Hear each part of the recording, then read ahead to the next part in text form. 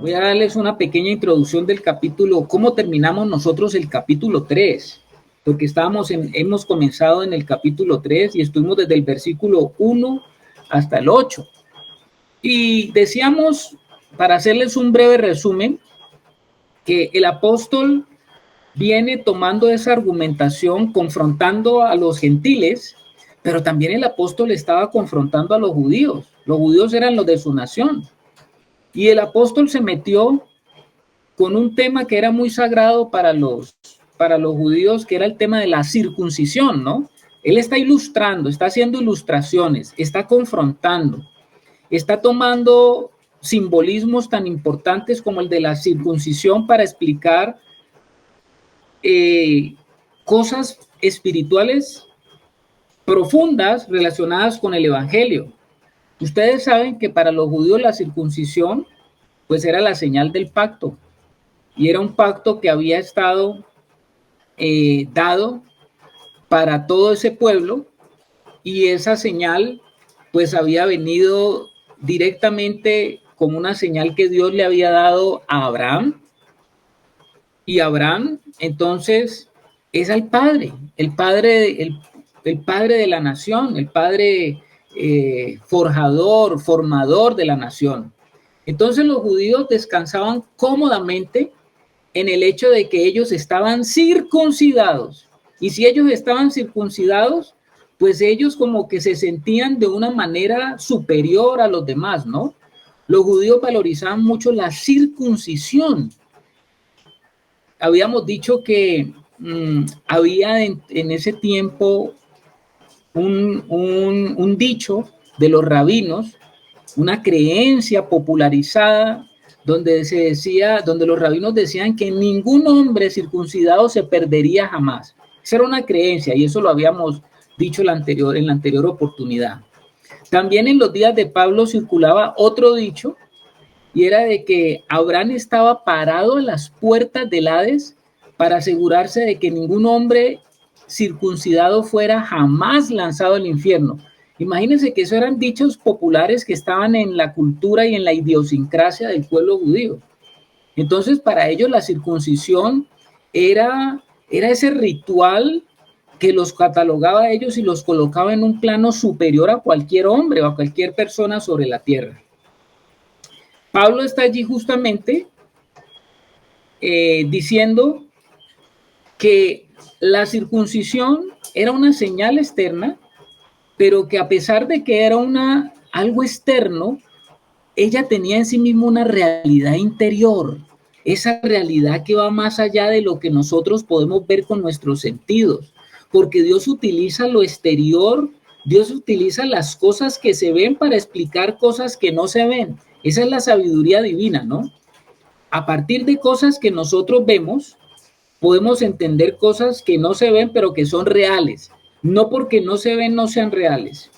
Entonces, esa realidad interior de la circuncisión era la que Pablo tocaba para poder explicar la profundidad de lo que significa el nuevo pacto y el evangelio. Pablo lo que estaba queriendo decir con esa realidad de la circuncisión, de todo ese pacto que se llevó a cabo, antiguo pacto, él lo que quería decir era que ese ritual externo solo aprovecha a la persona si está acompañado precisamente de esa realidad interior. El ritual externo solo aprovecha a la persona si está acompañado de una realidad interior. El rito exterior no tiene valor aparte de una realidad interior. Y esto sí es muy claro que nosotros lo tengamos. ¿Y por qué digo esto? Porque esto es lo que Pablo aquí en el capítulo 3 está desarrollando. Pablo discute esa idea. Él no está descartando la circuncisión en sí misma, no reconociendo la función que tenía, pero esa función que era muy importante para los israelitas, es un acto de obediencia, en sí mismo, pero que me debe llevar a mí a entender la realidad interior de todo el sentido profundo que tiene la circuncisión. Una persona circuncidada y otra que no lo está, lo que Pablo va a decir ahí en ese capítulo 3 del versículo 1 y 8 es que sin esa realidad son iguales, sin esa realidad interior de la cual les estoy hablando. Una persona circuncidada y una que es incircuncisa, en términos de pecado, son iguales. Entonces el israelita común, pues pensaba que porque él ya tenía la circuncisión, ya era muy especial o más especial. Y cuando Pablo hablaba de la circuncisión en estos términos, estamos seguros que eso produjo un choque para los judíos religiosos que creían que se habían salvado mediante la circuncisión porque ellos pertenecían al pueblo elegido de Dios. Entonces Pablo lo que está diciendo es que el pecado como tal es común a todos los hombres, sean judíos o sean gentiles. El pecado es algo que está relacionado con la naturaleza humana, la naturaleza del hombre, porque el hombre cayó. Y es que Adán no era judío. Y es que Adán y Eva cayeron. Y nosotros sabemos que si Dios escogió a Abraham, Dios escogió a Abraham porque Dios encontró en ese momento en la tierra un hombre que le creyó a él. Preste atención a esto, hermano. Quiero decirle algo que de pronto nos va a sacudir. ¿Ustedes sabían que Abraham no era judío? Ustedes sabían que Abraham no era judío y Dios escogió, más bien fue a un pagano, porque Abraham era de esa ciudad que se llamaba Ur de los Caldeos, que era una ciudad pagana totalmente babilónica, y fue sacado de allá de esa ciudad para a través de él formar una nación, la nación de Israel. Pero en sí mismo, Abraham no era israelita, aunque cuando entró en el pacto comenzó a darse la revelación de lo que era el pueblo que Dios estaba buscando, porque Dios siempre ha estado buscando un pueblo. Dios siempre ha estado buscando un pueblo, pero ese pueblo está relacionado con un hombre que le creyó a Dios y le creyó a Dios y ¿cómo sabemos que le creyó? Le creyó porque le obedeció. El creer no es un asentamiento nada más mental de decir yo creo en Dios. No, Abraham respondió a lo que Dios le estaba mostrando. Es decir, Abraham no solamente dijo yo creo en Dios, como cualquiera persona, usted se encuentra mucha gente en la calle que dice yo también creo en Dios, pero es que una persona que cree en Dios le cree a Dios. ¿Y qué significa que le cree a Dios? Una persona que le cree a Dios está dispuesto a caminar como Dios le está mostrando y le está ordenando. Hay muchas personas que creen en Dios. La palabra de Dios dice que hasta los demonios creen en Dios, pero ellos no le creen a Dios porque no le obedecen. Y la característica principal de aquella persona que le cree a Dios es que está presto a obedecer. Y Abraham escuchó lo que Dios le estaba diciendo y le creyó a Dios porque él hizo exactamente como Dios le estaba diciendo. Sal de tu tierra. Abraham salió. Hubo obediencia y la obediencia está relacionada con una disposición de corazón a escuchar lo que Dios quiere que hagamos. Él hizo lo que Dios quería que se hiciera y puso en acción su fe, porque él no estaba viendo a Dios, pero le estaba creyendo a Dios. Y sin saber para dónde iba, le creyó a Dios y caminó con esa confianza de que Dios lo iba a llevar hasta donde Dios había prometido que lo iba a llevar y que Dios iba a hacer de él lo que Dios había dicho que iba a hacer de él. Bendito sea el Señor, porque Abraham le creyó a Dios y por eso es el padre de la fe. Y en ese tiempo de toda la tierra, Dios escogió a este hombre porque había un solo hombre en la tierra en ese momento que le creyó a Dios de esa forma. Y es que creerle a Dios es una actitud de corazón. Y estamos hoy en el nuevo pacto, donde igual que en el antiguo pacto se entra a participar de las cosas de Dios a través de la fe. No hay otra forma. Y la fe es una fe activa, una fe que le cree, una fe que camina, una fe que está dispuesta a hacer lo que Dios dice. No es una fe postiza, no es una fe sugestiva, no es una fe persuasiva solamente. sino que es una fe que está dispuesto a creer y actuar. Es una fe viva, lo que se llama la fe viva. Entonces tenemos aquí a un Pablo que está enseñando que todo lo que implica el Evangelio está dado para una persona que ya sea un judío de nacionalidad, cual tiene la señal de la circuncisión, o un gentil que no tiene la circuncisión, pero que sí tiene un corazón. El verdadero judaísmo, insistirá Pablo en el siguiente versículo que él está ahí en el capítulo 3, se trata del estado del corazón de una persona ante Dios. De ahí se trata. Entonces, eso era lo que habíamos nosotros destacado. Ese es el resumen que les hago, hermanos, que está desde el versículo 1 al versículo 8. A ver, el hermano Germán, si quiere decirnos algo.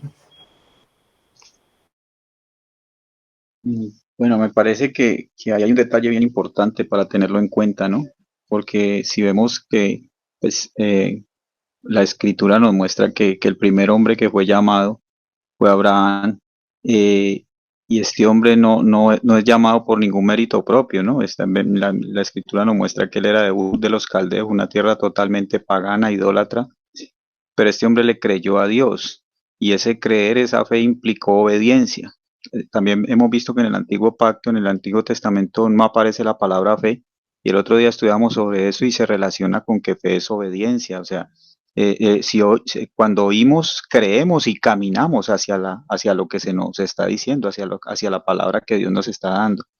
Entonces, pues eso es para meditar, porque generalmente siempre se tiene como muy mentalizado de que primero es la ley y luego es la gracia, que es por la fe, ¿no?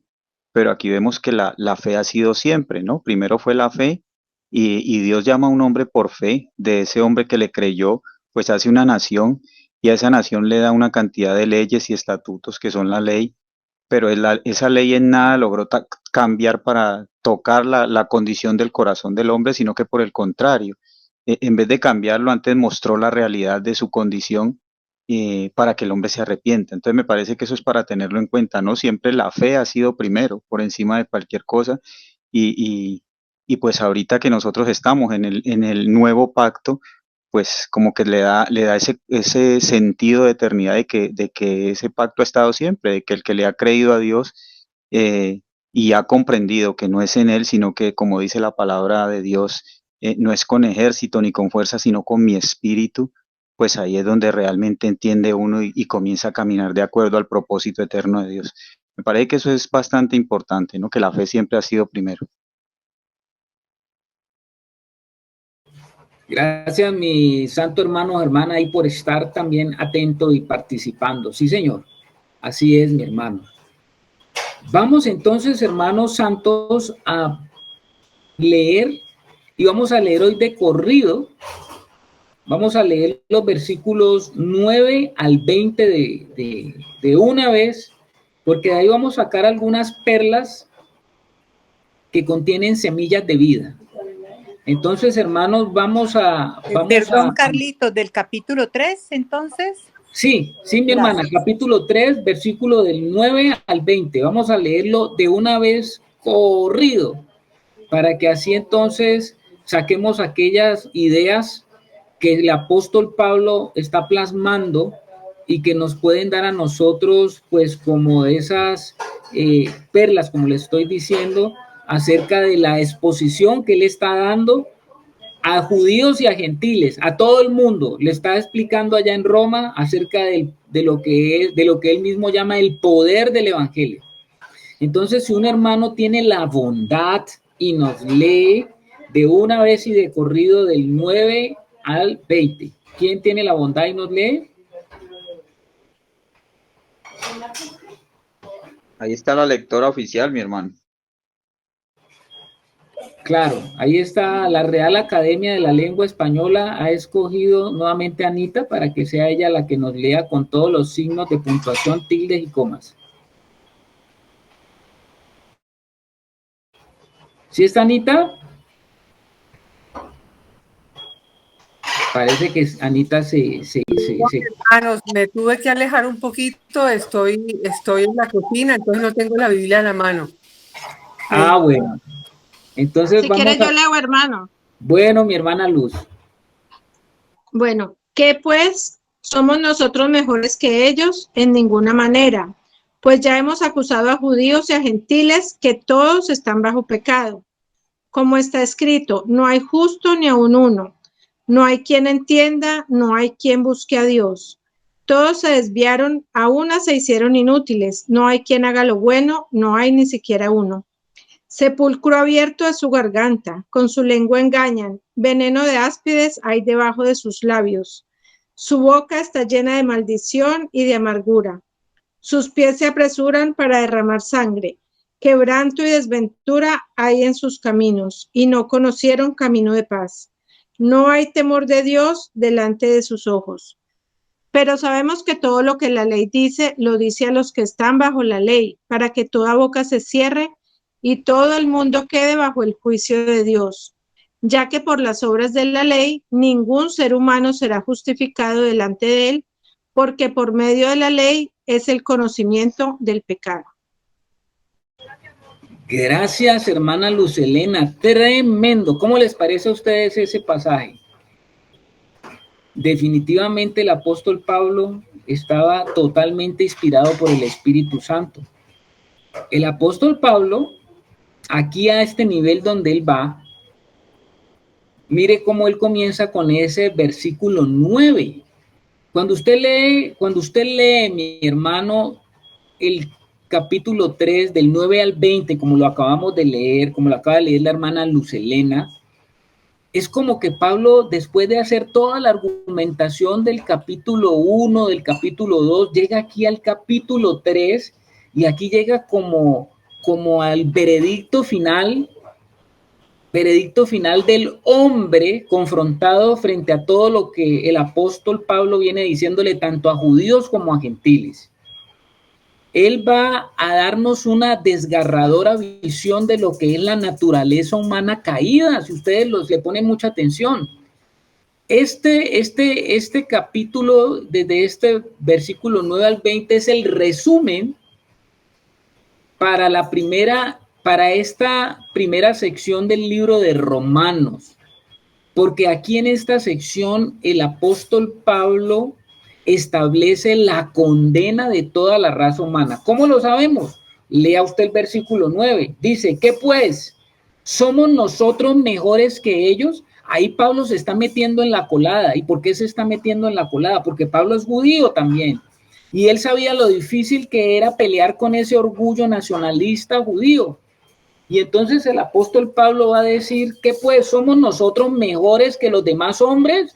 ¿Acaso porque nosotros tengamos la señal del pacto, la circuncisión? ¿Acaso porque seamos el pueblo elegido de Dios? Entonces somos mejores. Y dice Pablo con un tajante, en ninguna manera. Ustedes saben que él comenzó su argumentación allá en el capítulo 1:18, que ha sido tan clave para nosotros, el versículo 18 del capítulo 1, porque él está hablando de la condición del hombre que se aleja de Dios y que cayó de la gloria de Dios. Cuando el hombre cayó de la gloria de Dios, el hombre cayó de la gloria, pero entró en la ira. El hombre cayó de la gloria y entró en la ira. Y dice Pablo en el versículo 18, porque la ira de Dios se ha venido revelando desde el cielo contra toda impiedad e injusticia de los hombres que detienen con injusticia la verdad.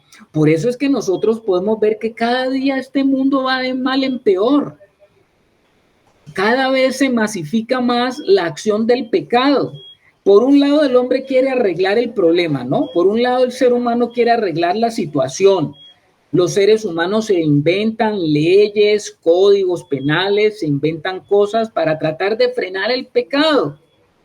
Pero cada que nosotros vemos cómo va la humanidad involucionando, mientras por un lado la ciencia dice que el hombre se encuentra en una permanente evolución, nosotros desde la Biblia vemos que el hombre en carácter moral va a ser en involución.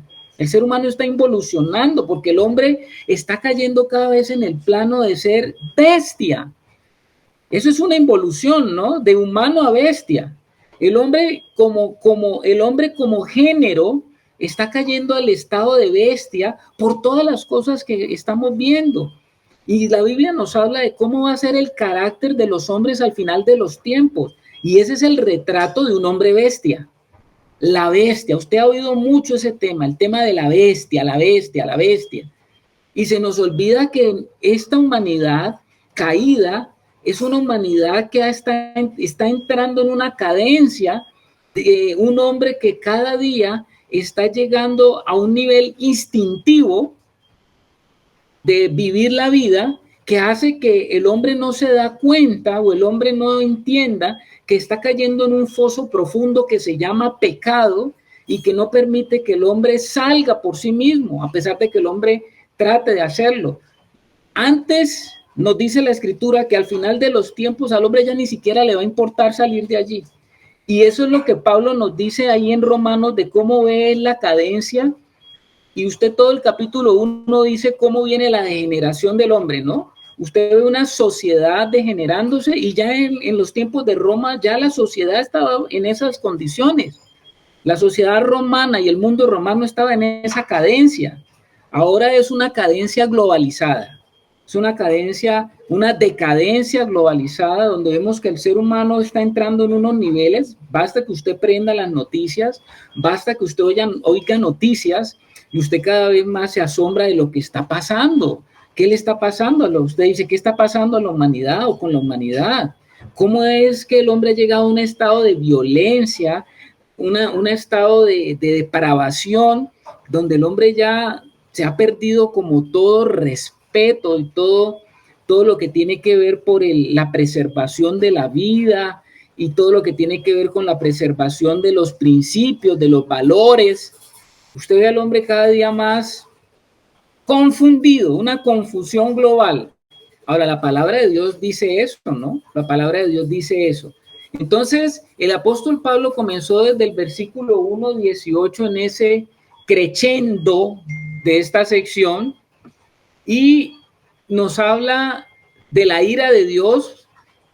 ¿Y por qué nos habla de la ira de Dios ahí en ese versículo 18? Es de vital importancia que él nos hable de la ira de Dios porque el hombre en su estado, en su condición, en su estado de caída, el hombre no entiende que hay un Dios airado. Pablo nos pone y no nos da buenas noticias. ¿Y por qué comienza con malas noticias? Porque nos está hablando del evangelio. ¿Y qué es el evangelio? Pues el evangelio son las buenas noticias.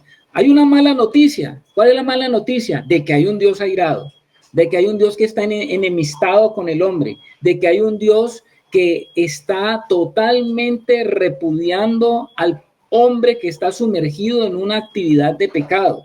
De tal manera que ahora Dios se ha separado del hombre y el hombre se ha separado de Dios y hay una enemistad y por tanto esa enemistad no puede ser zanjada sino de la manera que Dios ha provisto para que se pueda arreglar esa situación o esa condición en la cual se encuentra el ser humano. Entonces está por un lado la mala noticia de que hay un Dios airado, enemigo, enemistado, pero también está la buena noticia de cuál es la provisión de que Dios mismo ha hecho para volverse a amistar con nosotros, volver a tener una realidad de comunión, porque Dios, el Padre de todas las cosas, ha deseado que nosotros estemos en comunión con Él.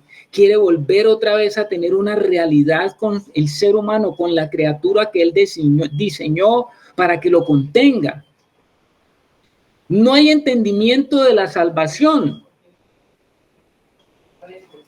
No hay entendimiento de la salvación que Dios tiene para nosotros hasta que comprendamos de que tenemos que ser salvos. Eso es lo que Pablo está tratando de dar, de colocar en confrontación tanto a judíos como a gentiles. Los está confrontando. Pablo está argumentando su caso aquí en este capítulo 3 del versículo 9-20, tal como un abogado experto en un tribunal está tratando de ser un fiscal que está acusando la condición del ser humano, ¿no? Es como la idea de lo que Pablo está dando. Por eso es que Pablo dice, está delante de un tribunal y él es el acusador de la raza humana en este momento. Dice que pues somos nosotros mejores que ellos en ninguna manera, pues ya hemos acusado a judíos y a gentiles que todos están bajo pecado. Eso es lo que Pablo va a decir. Pablo es simplemente el fiscal que presenta la acusación de Dios frente al hombre. Él es el que está acusando a judíos y a gentiles de que todos están bajo pecado. Es el enjuiciamiento de Dios para cada hombre de la raza humana. ¿Y a quién apela Pablo para poner de testigos? Si usted lee todo el versículo, como lo leímos ahora, del versículo 9 al 20, ¿a quién él pone de testigos? Siempre toda acusación, según el antiguo pacto, requería por lo menos de 2 testigos. ¿Se acuerda usted? Que eso lo decía la ley. Pablo, utilizando esa misma idea de la ley, poniéndose él como el abogado fiscal, él va a decir que hay 2, o pone delante del ser humano 2 testigos que son los que acusan al ser humano.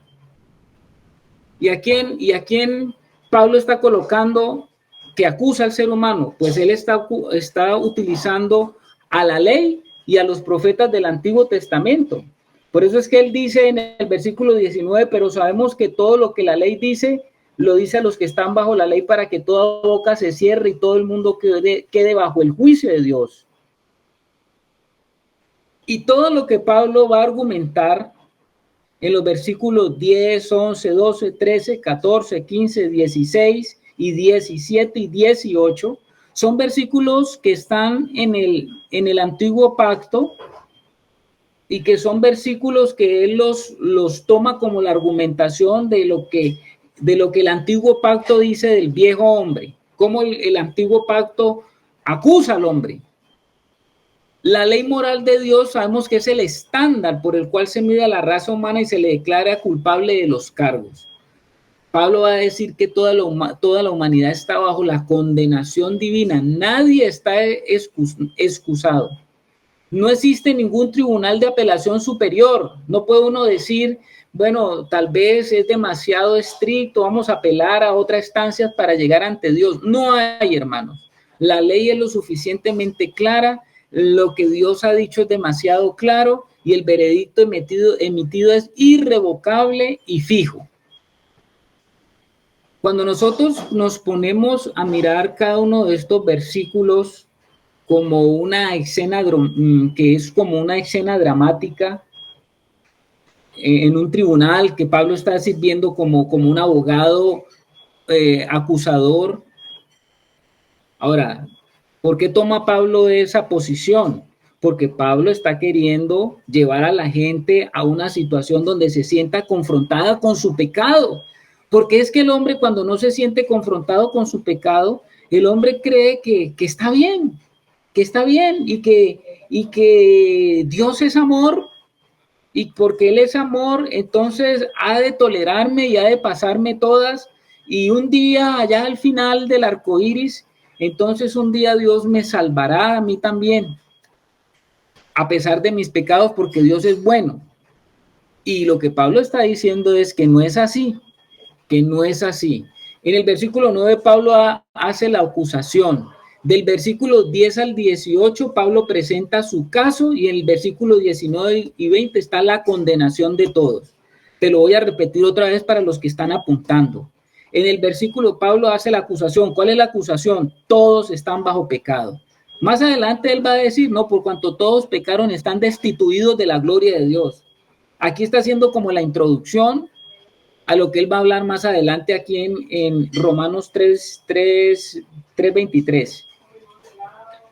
Dice el versículo 9, nos habla de la acusación que está haciendo Pablo.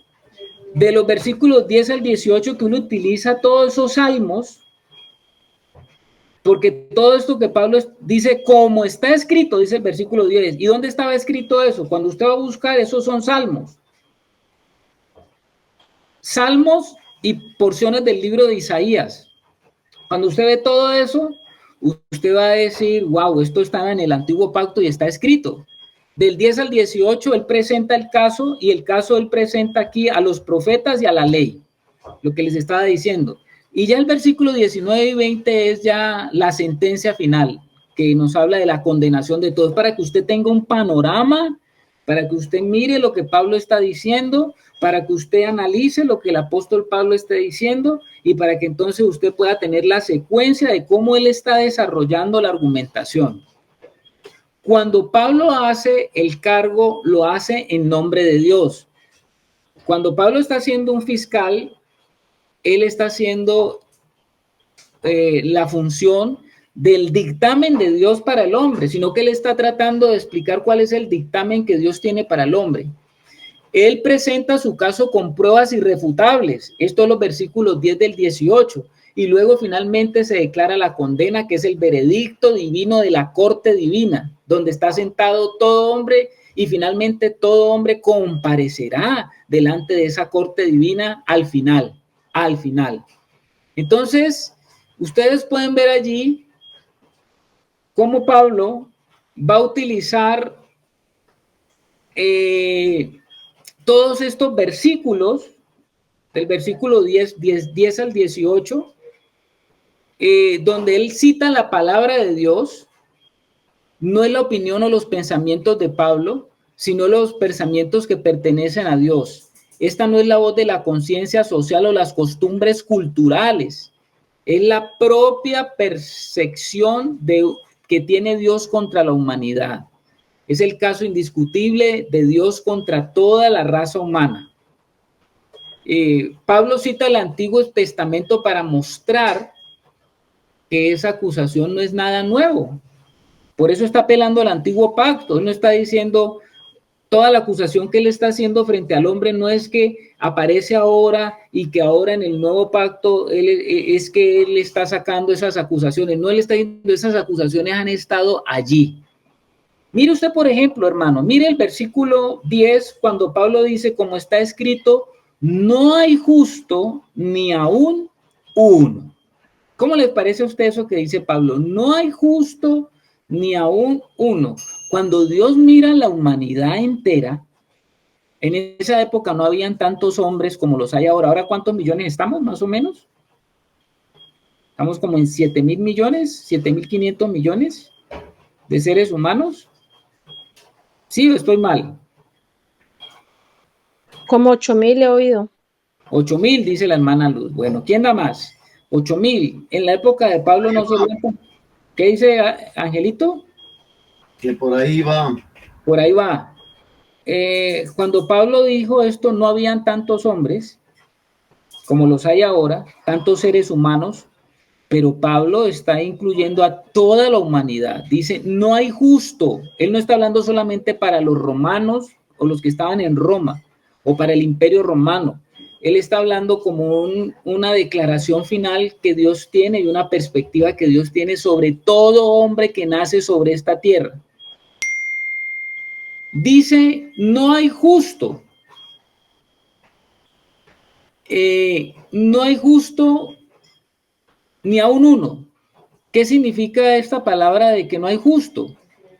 Es decir, lo que Pablo estaba diciendo es que no había, la palabra justo significa conformidad con una norma. O sea, no hay ninguno que esté en la norma de Dios. Eso era lo que Pablo estaba diciendo cuando dice no hay justo. Nadie está a la altura de la norma divina. Nadie está a la altura de la divinidad, de la perfecta santidad de Dios. Eso es lo que Pablo está diciendo cuando no hay justo ni aún uno. Nuevamente, hermano, ¿qué dice, hermanito? Sí, es como está diciendo la escritura ahí, que la justicia es algo totalmente desconocido para este hombre que está en rebelión contra Dios. Sí, Señor.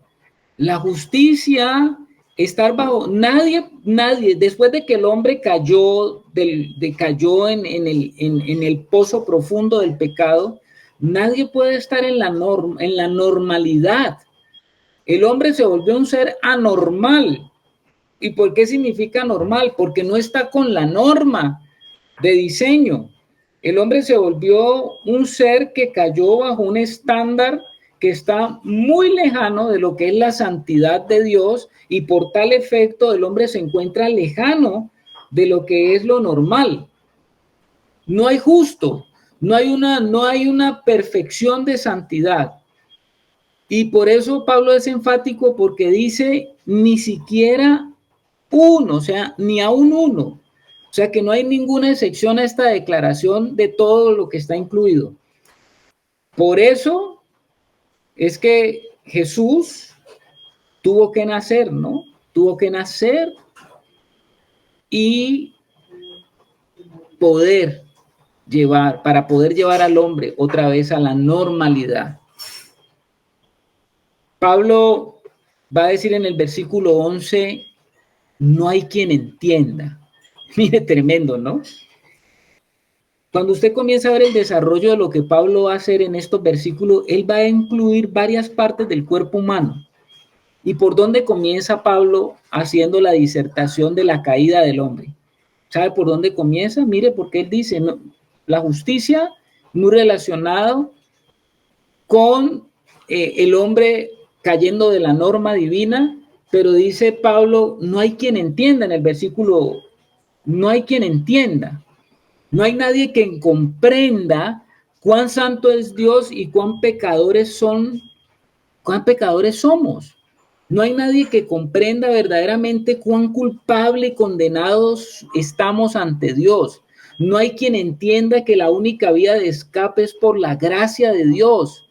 Y es que la mente del hombre que nace sobre este mundo, alejado de la soberanía, de la gloria de Dios, es una mente que está totalmente echada a perder, hermano. Esto es tremendo. Yo no sé si usted está entendiendo esto, hermano. El hombre nace con una mente echada a perder. Es una mente defectuosa ya. Es una mente que no tiene lucidez para poder entender. La mente no puede funcionar, esta mente caída, esta mente del hombre natural, del hombre que nace en la naturaleza adámica, es una mente que no puede funcionar para entender los asuntos espirituales. No importa lo inteligente que sea una persona en este mundo, no importa que una persona tenga capacidades intelectuales grandes para desarrollar, para inventar, para crear cosas, para ser una persona muy renombrada, pero no importa cuán una persona sea inteligente o cuán alto sea el coeficiente intelectual, no importa. Lo que Pablo está diciendo es que el hombre que nace en su naturaleza adámica no puede entender los asuntos espirituales, ¿no? Más adelante Pablo allá en Corintios va a hablar sobre eso también. Cuando usted lee la carta a los Corintios, él dice, ¿no? Que definitivamente el hombre natural no puede entender las cosas que son de Dios. ¿Usted no le ha pasado, hermano? ¿Usted no le ha pasado que hay cosas que usted ya las ve tan obvias, hay cosas que usted ya las ve tan fáciles de decir, de entender esas cosas de Dios, pero usted le habla a una persona que no tiene, que está muerta espiritualmente, y esa persona no le puede entender, y usted mismo dice, pero ¿cómo no me entiende? ¿Cómo no me puede entender esta persona si lo que le estoy diciendo es como tan sencillo? Y no le puede entender porque lo que es espiritual se ha de discernir espiritualmente. Y la mente quedó incapacitada, la mente natural quedó incapacitada para poder discernir las cosas espirituales. Solamente cuando una persona nace de nuevo es que a la persona se le da y se le restaura una mente. ¿Y cuál mente es la que se le restaura? Pues se le restaura la mente, porque dice la palabra de Dios que nosotros ahora tenemos la mente de Cristo, porque ahora se nos ha injertado una nueva vida que trae la capacidad de que nosotros tengamos ahora la mente de Cristo para ser transformados en esa manera de pensar. Porque si no fuese así, no podíamos nosotros entender las cosas espirituales. Entonces, Pablo está diciendo, no hay justo ni aun uno, no hay quien entienda. Ahora, mire lo que dice Pablo, no hay quien busque a Dios. Como no hay una mente, como no hay quien entienda, no hay una mente que se pueda ajustar a un corazón, no hay un corazón que pueda tener deseos, porque nosotros habíamos ya dicho que el corazón se echó a perder. Cuando el hombre cayó, el corazón tenía una función dentro del hombre y habíamos dicho que el corazón fue creado en el hombre, y no me estoy refiriendo al órgano físico del corazón, ese órgano que bombea sangre, estoy refiriendo a lo que la Biblia entiende y llama como el corazón. Cuando un hombre nace en este mundo, nace con un corazón pervertido. Eso no lo digo yo, lo dice el libro de Jeremías, ¿no? Porque engañoso y perverso es el corazón. ¿Quién lo conocerá? Dice Jeremías. Un corazón pervertido es un corazón que no funciona para lo cual fue diseñado y creado el corazón. Porque al ser humano se le da un corazón. En el corazón confluyen todos los sistemas del alma más un sistema del espíritu.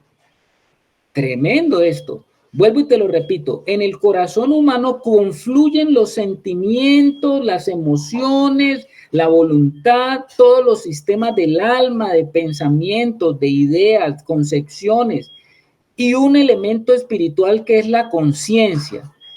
Ese corazón deja entender o deja entrever que el ser humano puede percibir las cosas de arriba y las cosas de abajo, y puede discernir las cosas de arriba y las cosas de abajo, y puede de las dos cosas tener un conocimiento, y eso se lo dio Dios, le dio al hombre esa capacidad, y por eso el hombre tiene un corazón como una criatura especial de Dios, y ese corazón es el que le permite al hombre entender y conocer a Dios.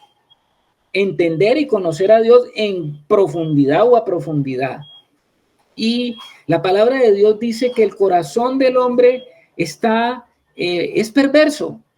¿Por qué el corazón del hombre es perverso? Porque el corazón del hombre fue diseñado por Dios para responder a Dios de tal manera que el corazón puede tener la capacidad en el ser humano de colocar a Dios y de amar a Dios, o colocar a Dios en el primer lugar. Y se nos dio un corazón para amar a Dios, porque podemos entender que Dios está por encima de todo y de todos. Y el corazón se nos dio también para creer, porque la fe surge de la combinación de estos sistemas, tanto los del alma como ese sistema del espíritu. Sale el sistema de la fe, que nos ayuda a nosotros a creer aunque no estemos viendo, a creer en lo que no se ve. Eso es una percepción que tenemos, y a movernos, y podemos llevar y dirigir nuestra vida por fe, porque esa capacidad la tiene el ser humano. No caminar por instinto, sino caminar por fe. No sé si me estoy haciendo entender, hermanos. Espero que sí. Entonces, el corazón humano le fue dado al hombre para amar a Dios y para creerle a Dios. Amar a Dios y creerle a Dios.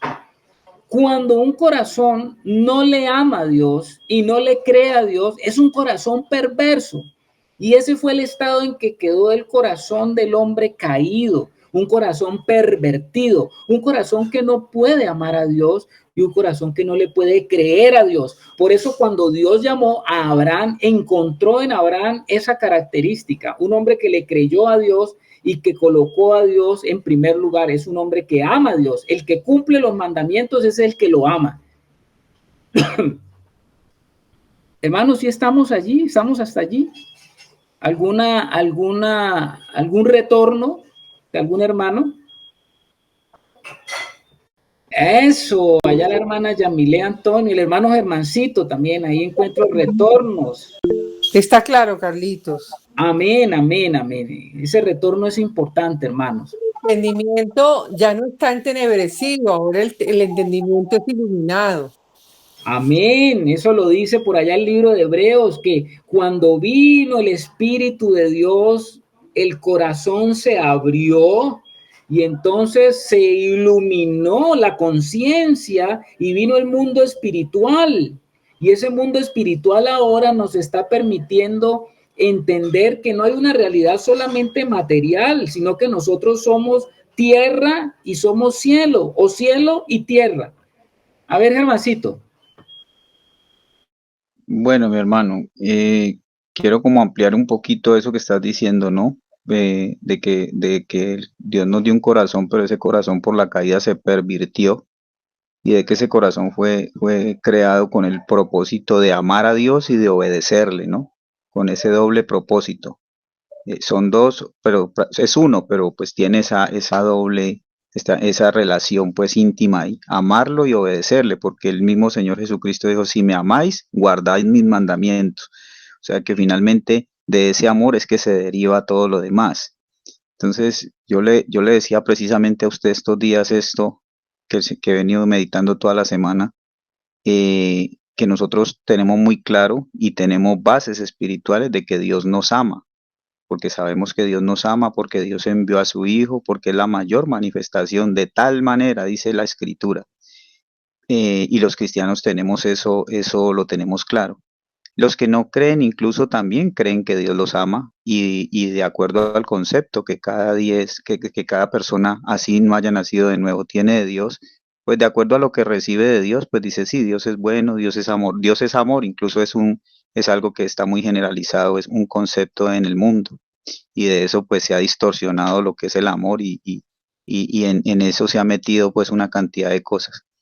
Pero yo he estado meditando estos días, que la palabra tiene muchas promesas, ¿no? El Señor tiene muchas promesas para sus hijos, pero de manera especial me recalcaba estos días y me mostraba que dice que a los que aman a Dios, todas las cosas les ayudan a bien.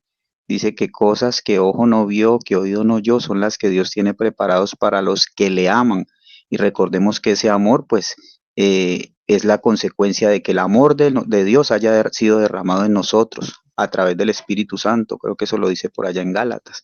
Entonces, la consecuencia natural de que Dios haya venido a hacerse uno con nosotros, de que haya manifestado y revelado su amor, enviándonos a su Hijo, revelándonos por el Espíritu Santo su obra redentora y regenerándonos nuevamente en nuestro espíritu, pues eso tiene que ser recíproco en nosotros. Dios no nos pide que nosotros lo amemos, porque nosotros somos totalmente incapaces de amarlo a Él.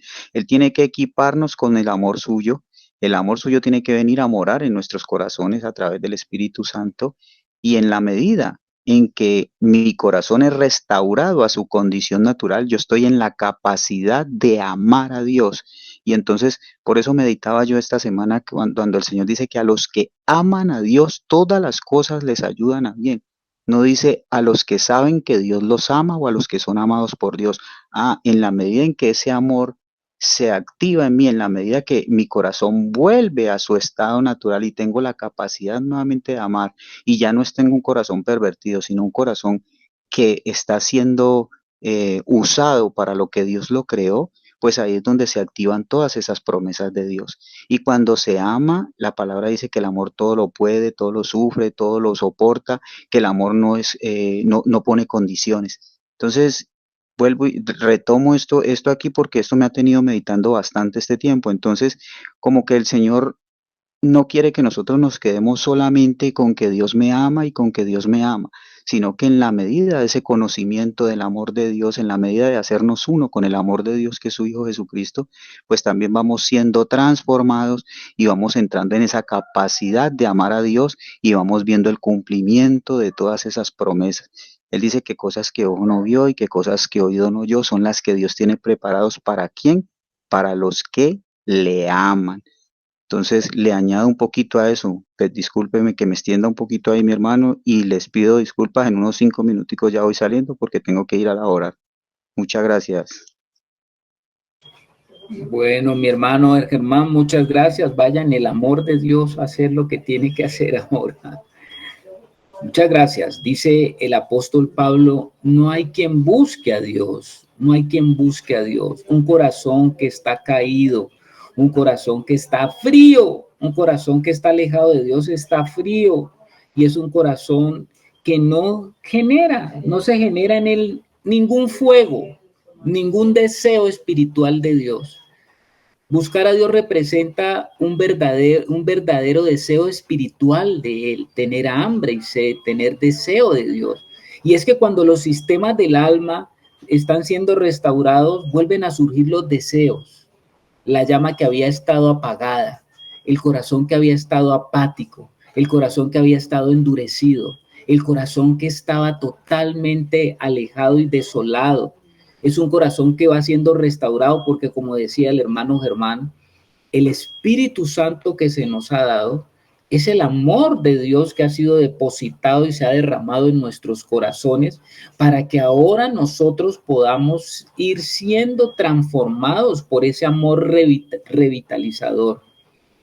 Es decir, no hay quien busque a Dios, dice el apóstol Pablo.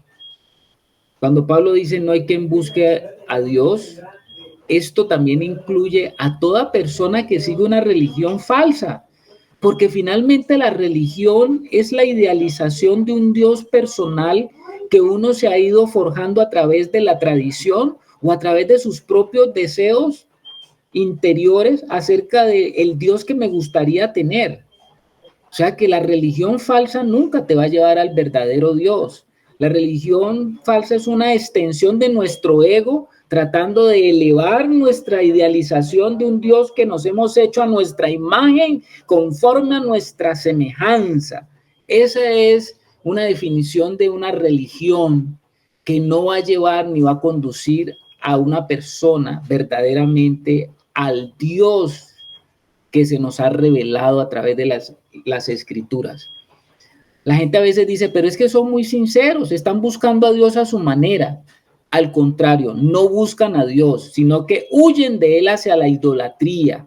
Han sucumbido a un ídolo de su propia creación. Es su manera de apartarse del único Dios vivo y verdadero que ha creado todo lo que existe y ante quien todo el mundo es responsable. Por eso el apóstol Pablo ya dijo y ya declaró ese estado allá en Romanos 1, cuando él dice que los hombres buscando, habiendo aborrecido a Dios, entonces ellos comenzaron a forjar sus propios dioses, ¿no? Y dice que cambiaron la gloria de Dios incorruptible en semejanza de imagen de hombre corruptible, de aves, de cuadrúpedos, de reptiles, por lo cual Dios también los entregó a la inmundicia. O sea, eso ya lo vimos, ¿no? Ya lo vimos habiendo leído y estudiado el capítulo 1. Entonces, miren cómo Pablo está llevando al hombre a través de diversas etapas de lo que es un ser humano.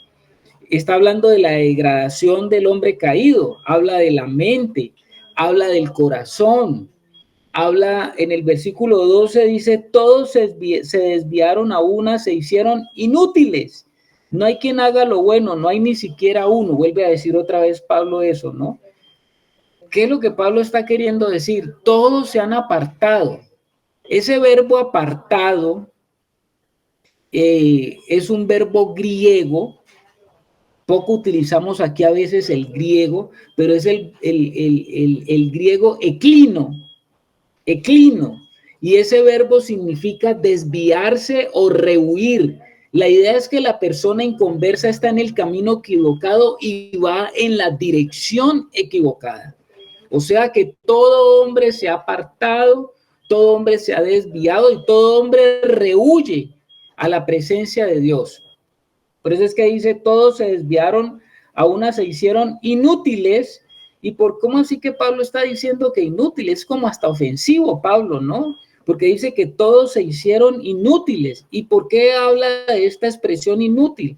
Pues porque no son útiles para el propósito para el cual Dios creó al hombre. Un hombre que no está bajo la gloria de Dios es un hombre que es inútil o no es útil para los propósitos que tiene Dios. Y Dios tiene propósitos grandes con el ser humano. Dios ha mostrado ese propósito y ha mostrado su amor para con nosotros, en que Él quiere que todos volvamos a entrar al propósito original para el cual nosotros fuimos creados. Usted está aquí, hermano, y usted ha sido lleno otra vez de la presencia de Dios, y usted se le ha dado el Espíritu Santo para que vuelva a entrar al propósito y para que no se pierda, para que su vida no sea inútil. O sea que nosotros ahora, el Señor nos ha dado propósito, sentido, destino. ¿Ya? Por eso dice Pablo, se hicieron inútiles. Ese es un resumen de toda la raza humana. La palabra inútil en el griego es achereío. Bueno, yo no les voy a pedir que ustedes se las aprendan, pero significa esa palabra dejar de ser rentable o volverse inservible. Eso es lo que significa la palabra inútil. O sea, un ser humano que fue creado como un vaso para hacer un depósito, para contener, porque somos vasos de barro. Y si usted fue creado con ese diseño para hacer un vaso que contenga una gloria, y si ese vaso no sirve para contener la gloria de Dios, pues es un vaso que es inútil. Por eso Pablo por allá también en el libro de Romanos más adelante va a decir que Dios ha creado unos vasos de honra y de deshonra, ¿no? Y uno sirve para colocarlos en unos lugares especiales y otros sirven para propósitos no tan dignos, ¿no? Usted tiene un recipiente, hermano, usted tiene un bote bonito, lo tiene y lo quiere, lo utiliza para un propósito en su casa, porque coge ese bote, de pronto ese frasco, lo adorna, le pone unas flores, y usted quiere ese recipiente para que en él hayan flores y para que embellezcan su casa. Pero si ese barro, ese frasco o ese recipiente, usted lo ve feo, usted dice, no, pues esto no me sirve para que embellezca mi hogar o embellezca mi casa, yo mejor voy a colocar esto allá. Lo va a colocar allá para meter trapos sucios o para meter cosas que ya no sirven, o lo voy a colocar allá para que me sirva de tacho de basura. ¿Sí me hago entender? Entonces, si un ser humano fue creado con propósito, fue creado con destino, y el ser humano no cumple con ese propósito y este destino, pues has pasado tu vida y vives tus 80, no, hasta los 80, los más robustos, dice la Biblia, y mueres, pero en esta vida pasaste como un tarro o un tacho o un vaso que era inútil e inservible. Eso es lo que dice la palabra, ¿no? Puede que hayas tenido una vida y pueda que hayas hecho esto, lo otro, pero en cuanto al propósito de Dios que tiene para el hombre, no cumpliste ese propósito. Y esto a veces nosotros no lo entendemos. Yo se los estoy diciendo a ustedes porque ustedes tienen el Espíritu de Dios y ustedes pueden entender estas cosas, pero el hombre natural no puede entender las cosas de Dios porque se tienen que percibir y entender espiritualmente. La hermana Yamilet, qué bueno. Sí, Carlito, es que te estoy escuchando y me parece muy importante el tema del corazón con respecto a lo pervertido. Cómo el corazón, un corazón pervertido, perdió la capacidad de dar vida. Sabemos que el corazón, si lo pensamos naturalmente, tiene esa tarea en un cuerpo de bombear vida, ¿cierto? Igualmente, si lo vemos desde el punto de vista de lo espiritual, porque las cosas naturales pues expresan y tienen ese trasfondo espiritual y quieren mostrar algo, de cómo un corazón cuando se pervierte y entra en las tinieblas, porque lo que entró ahí, el corazón quedó completamente inservible, o sea, muerto, como dice, entró la muerte a ese corazón y ya no cumple esa función de transmitir esa vida de Dios, o sea, esa luz que si lo vemos como lo estaba escribiendo allí Anita, esa luz que tenía que traer ese conocimiento, porque Dios se quería dar a conocer a través de ese corazón para darle vida a todo el cuerpo, para que toda la casa fuera iluminada. Entonces, a través de esa luz y con ese poder de la fe y creyendo todo lo que el Señor habla, por eso tan importante entender que cómo entra y cómo vuelve el Señor a restaurar a volverle a dar vida a ese corazón a través de la luz. ¿Y quién es la luz? La luz es Cristo.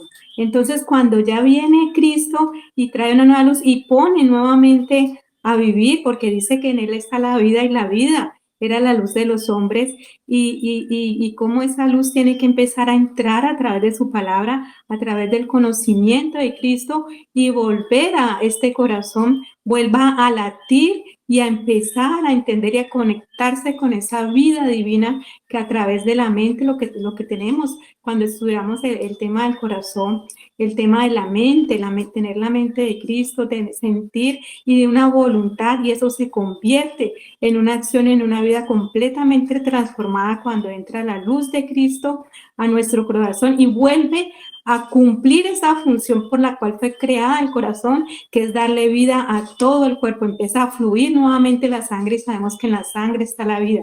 Entonces, esa sangre que es el Espíritu Santo transformando e iluminando toda la casa. Eso es. Amén, mi hermana, amén, muy clara la ilustración, mi hermana, comparando el corazón físico que bombea la sangre, ese corazón que está ahí en el centro de nuestro ser, que fluye y hace fluir ese río de agua viva, ¿no? Y por eso dice el Señor que el que cree en mí, como dice la Escritura, de su interior correrán ríos de agua viva. Y esto decía del Espíritu que habían de recibir.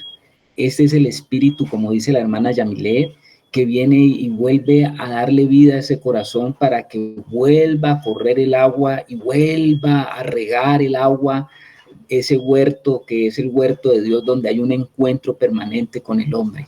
Entonces, bendito sea el Señor, hermanos, que estamos entendiendo y estamos viendo la importancia de lo que también el apóstol nos está dando a entender aquí, de la gravedad del hombre que se echó a perder, del hombre caído.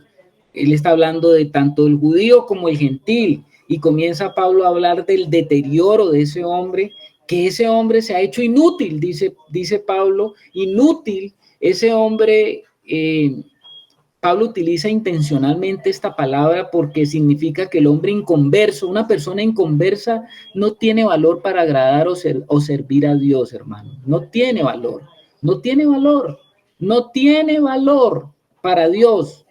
Para Dios, todo hombre tiene valor como criatura, pero para Dios y para sus propósitos no hay valor. Qué triste una vida que pasa como una sombra, dice el apóstol Pedro, la vida que pasa como una sombra y una vida que pasa sin peso, sin pena ni gloria.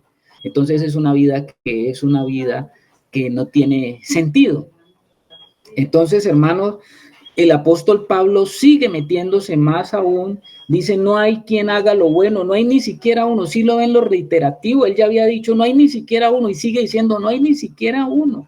El estado es grave, la condición del ser humano caída es grave, por eso es que él está diciendo, no hay ni siquiera, nadie se puede ufanar, ningún hombre caído puede decir, yo logré algo o hice algo por mí mismo para alcanzar lo que Dios está buscando. Nadie podrá hacer ese tipo de aseveraciones, nadie que trate de comportarse de la manera más correcta. Y nosotros nos hemos encontrado con personas que no están en el Señor y se comportan bien. Yo creo que usted las ha conocido, ¿no? Y tal vez esas personas que moralmente dentro de la sociedad pues son unas personas rectas, correctas, honorables, pues tienen un grado de reputación, pero si esa persona es adversa al Señor, al Evangelio, si esa persona no tiene la vida de Dios, eso no importa delante de Dios, que sea una vida que la viva de la manera como la viva, en el sentido de que para Dios y sus propósitos esa persona pasó sin pena ni gloria en esta vida. ¿Me hago entender? Y eso es duro decirlo, porque nos encontramos con muchos casos, ¿no? De personas que moralmente se comportan bien. Entonces usted dice, ¿y ahí qué con esas personas? No, hermanos, lo que la palabra de Dios nos está diciendo aquí Pablo, por eso es tan enfático de que no hay ni aún uno, dice, no hay quien haga lo bueno, no hay ni siquiera uno, porque el único bueno es Dios, y para que usted haga lo bueno tiene que estar en Él, que Él es el bueno. Entonces, ¿sí se da cuenta? Sí se da cuenta, hermano, lo que está, la gravedad del asunto del ser humano caído, de lo que está diciendo Pablo. Después dice Pablo que esa condición de mente, esa corazón de corazón, esa condición del hombre, dice, usted mire el versículo 13 de ahí, el capítulo 3, versículo 13 dice, sepulcro abierto es su garganta, con su lengua engañan, veneno de áspides hay debajo de sus lenguas. O sea, Pablo ya se va a hablarnos de lo que habla una persona. O sea, él va bajando, ¿no? La mente, el corazón, lo que la persona piensa. Ahora, lo que la persona habla, una persona que no tiene verdaderamente la vida del Señor, dice que su boca es como un sepulcro abierto. ¿Qué sale de un sepulcro? A ver, ¿qué hay en los sepulcros? ¿Qué hay en los sepulcros?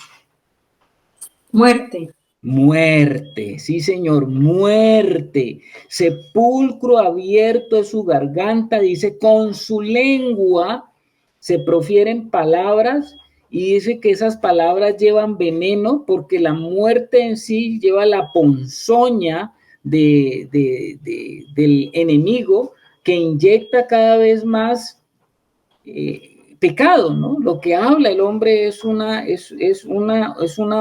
el hombre caído habla todo el tiempo de cosas caídas y en las cosas caídas no hay sino muerte, no hay vida, no hay vida. Versículo 14, su boca está llena de maldición y de amargura. Después va a hablarnos de los pies en el 15, sus pies se apresuran para derramar sangre. O sea que los caminos del hombre son caminos donde se pierde vida. Derramar sangre es caminos que hacen perder la vida. Quebranto y desventura hay en sus caminos y no conocieron caminos de paz. No hay temor de Dios delante de sus ojos. Ahí estamos llegando hasta el versículo 18, donde Pablo está haciendo toda una descripción del hombre caído, está confrontando tanto a judíos como a gentiles con la condición del hombre caído, de ese hombre que no puede nada, ese hombre que no va a encontrar en Dios y no puede encontrar en Dios una realización porque es un hombre que está perdido, está extraviado y está echado a perder. Y el versículo 19 y 20, hermanos, es donde Pablo cierra el caso como ante la Corte Suprema del Cielo. ¿Y qué es lo que va a decir? A ver, la hermana Rebeca, buenas noches, mi santa hermana. Buenas noches, Carlitos, buenas noches con todos. Que el Señor les bendiga. Sí, yo creo que en esto es muy importante esto que dice antes del 19, ¿no? No hay temor de Dios delante de sus ojos. Yo creo que ahí está el punto. Creo que esa es la clave. Lo que se pierde realmente es el temor de Dios.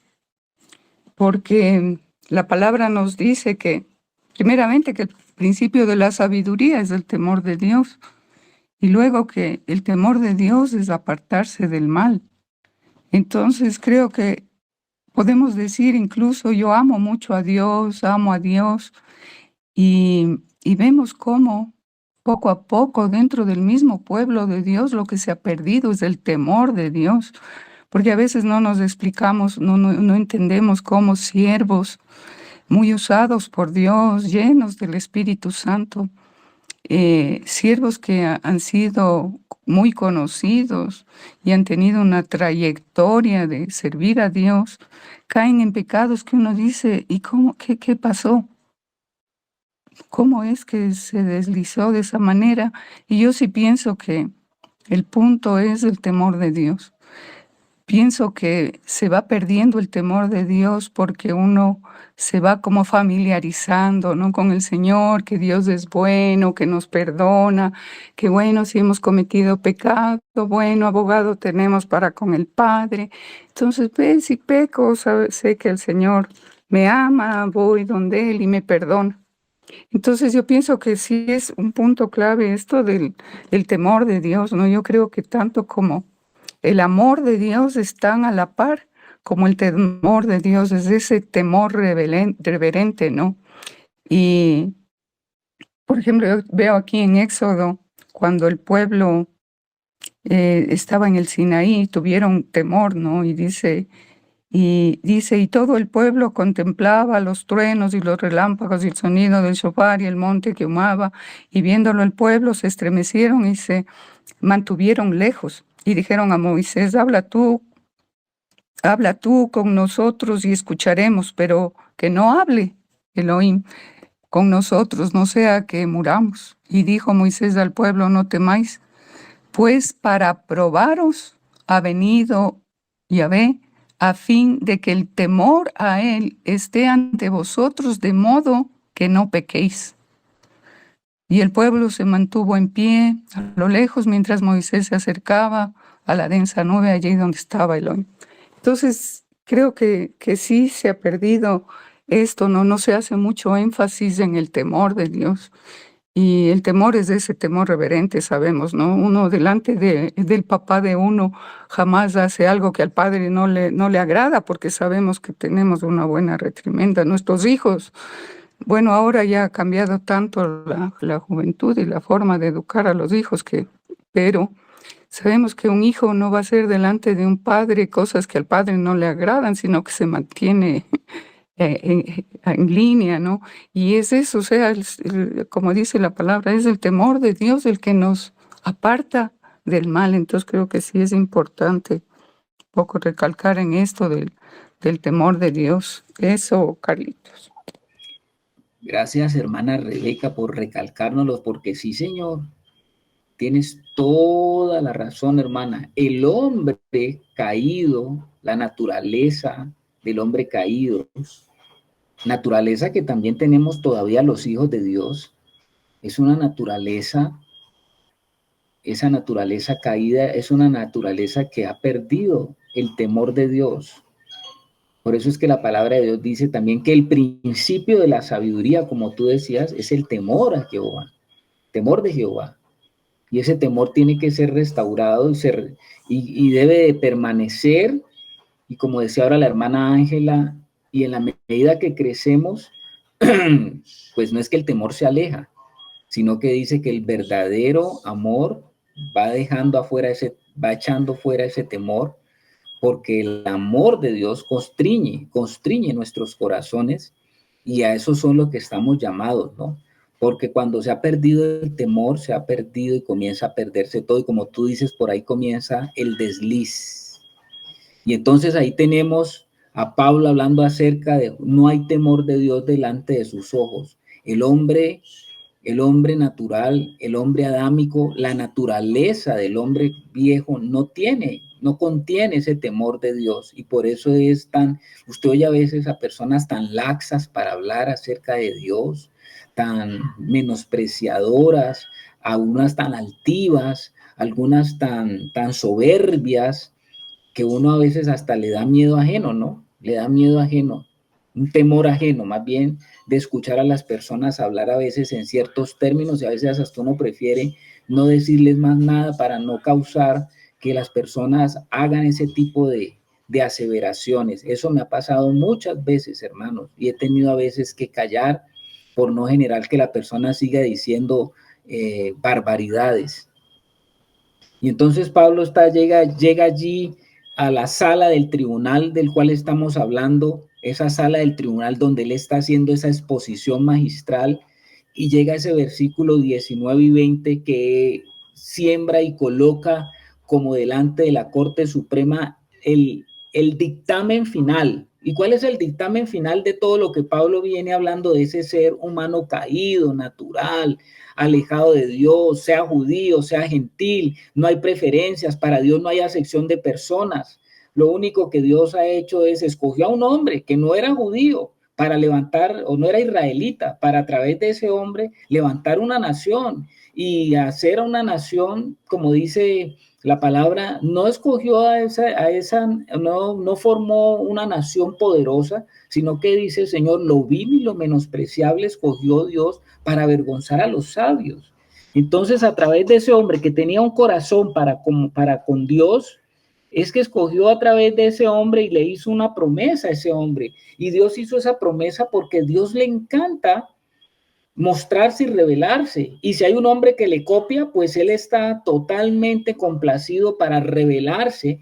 Y a través de ese hombre que escogió, que fue Abraham, el padre de la fe, pues él hizo un pacto para que el ser humano tuviera un asidero de que las promesas de Dios son ciertas, de lo que Él dice es verdadero, de que lo que dice Dios se puede confiar. Y comenzó los tratos de la revelación de Él frente al hombre. Y la historia de la Biblia es la historia de la revelación de Dios para el hombre, para que nosotros lo conozcamos, le entendamos sus propósitos y sus caminos, y podamos estar seguros que lo que Él dice es verdad y es cierto.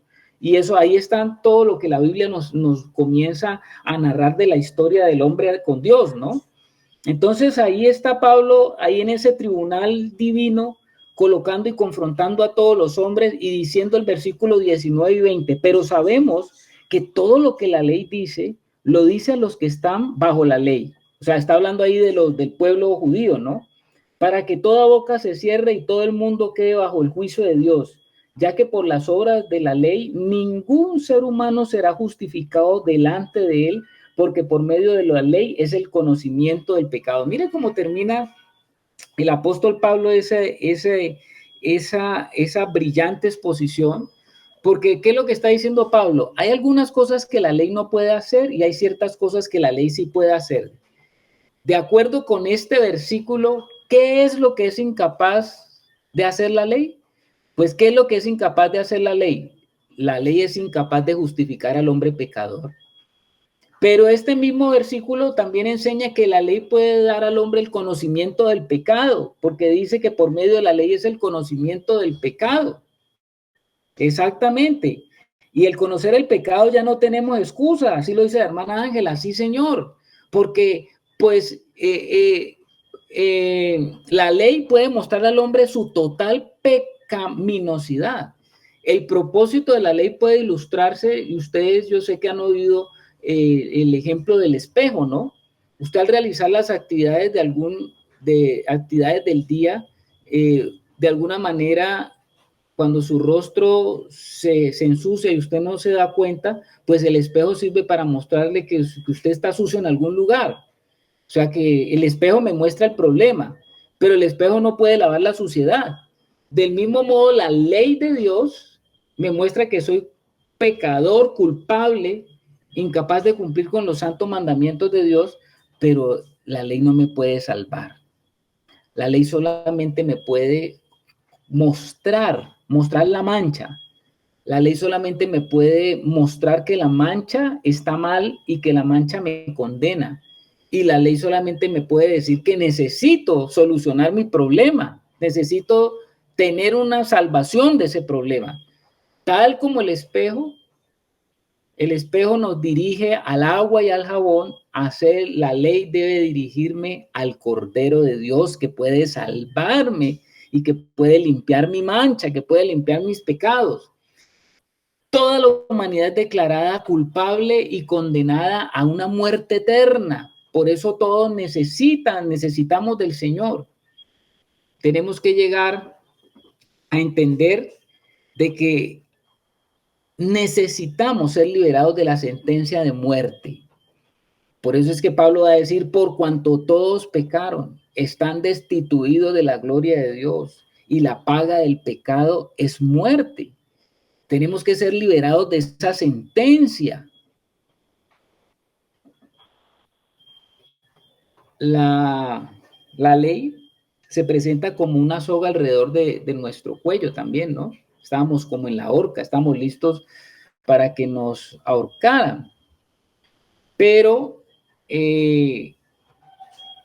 interviene Dios, envía a su Hijo para que fuéramos liberados. Si el Hijo nos libera, verdaderamente seremos libres. Y es por eso que a partir del versículo 21, ya Pablo, saliendo del tema del ser humano, del pecado, de la acusación, del problema de que la ley no te salva, pues ahora Pablo nos muestra qué es lo que Dios hizo, y desde el versículo 21 al 31 nos va a mostrar qué es y cómo Dios logra sacar al hombre de esta condición de inutilidad en la que se encontraba el ser humano. Cómo Dios, a través del plan que Él tiene, a través de su Hijo, cómo es que Él puede reincorporar al hombre al estado inicial, al hombre que ha caído de su gloria y ha entrado en la ira, lo vuelve y lo reconcilia y lo trae hacia sí mismo y lo trae hacia su corazón, para que el hombre traído hacia el corazón de Dios pueda volver al diseño y al propósito original. Bendito sea el Señor, porque por Él nosotros estamos otra vez en el propósito eterno de Dios. Hermanos, vamos a dejar hasta aquí para después entonces tomar el versículo 21 nuevamente en adelante y darnos cuenta cómo Pablo va narrando de esa manera como solamente el Espíritu podía utilizar a Pablo, cómo Pablo va haciendo el desarrollo y va hilando con hilos divinos, con hilos de revelación, cómo va hilando todo en pensamiento. No es magistral la capacidad que Pablo tenía para entender estas cosas y comenzarlas a plasmar. Imagínese usted todo lo que él está diciendo y todo lo que ha dicho en este tiempo que hemos estado estudiando el libro de Romanos, y cómo él va hilando un pensamiento, va hilando otro pensamiento, y cómo nos va sacando conclusiones y nos va sacando también de la oscuridad y la ignorancia que teníamos, tanto al judío como al gentil.